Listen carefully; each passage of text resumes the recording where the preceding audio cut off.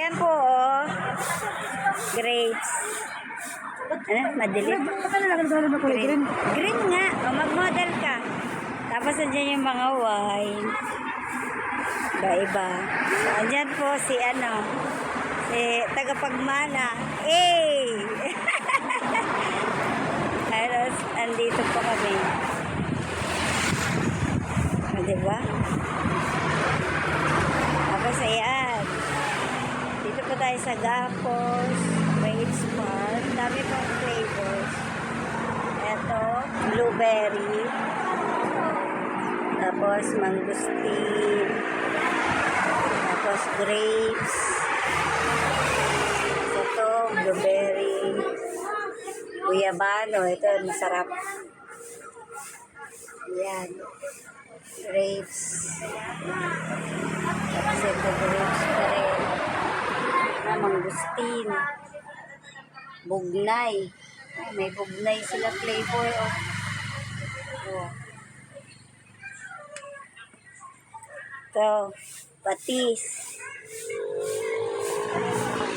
Suka. Oh. Wine kayo, guys. Ito naman yung iba, oh, ha? Ganda. Dito tayo sa labas. Aray. Oh. O, diba? Daming pang souvenirs.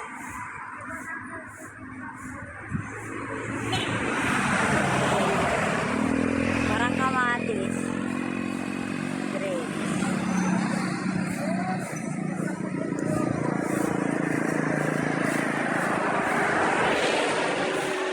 Ganda. Pili ka na. Picturean kita doon. Oh. Ito mga sausawan. Ito. Saan? Kubo? May gulo?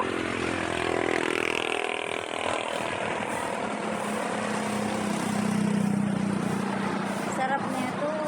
Sausawan. Yan. Nagasang. Sabi niya, nagasang turmeric vinegar. Nagasang. Ito yung mga ano dito, guys. Along the highway. Ito. Ayan siya. Gapos. Grapes Farm. Pasok tayo. Wine. Papunta tayo. Tindahan nila. Tapos ito yung entrance. Gapos Salino, Grapes Farm. Ayan. Ayan. Dito lang po yan sa Bawang. Pasok tayo. Okay. Ayan po, yung may parking lot. Ayan, may dito po yung parking lot. Saan punta? Tapos dito, ayan. Tapos papasok na po tayo sa farm nila. Sa farm. Kung gusto mag-picking. Ayan.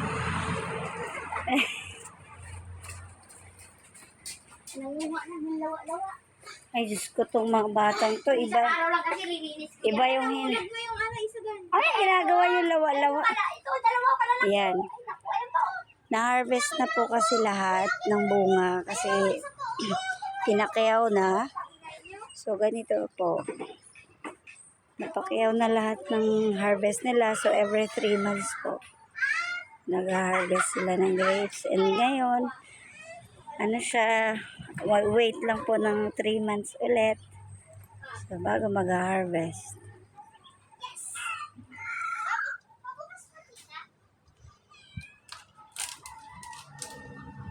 Yan. Ano po to guys? Native. May plant in the Philippines. Kailangan supportahan. Ang produkto tanim ng mga Pilipino.